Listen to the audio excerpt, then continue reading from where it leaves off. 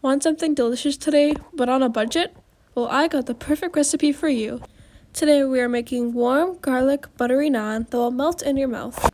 If you like this recipe, please subscribe to my channel. The ingredients I use for today are 1 ball dough, 1 tablespoon butter, 2 cloves garlic, and cilantro as garnish. The recipe for the dough is linked above. Start off by folding your dough like a book.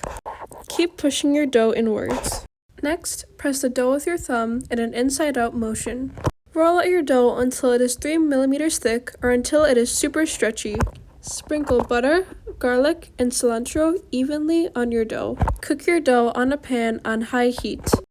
While I was cooking this, my house smelled entirely of garlic and butter. This naan smelled so amazing. Flip your naan when one side is a nice golden brown color. Serve your naan with some meat, vegetables, or curries.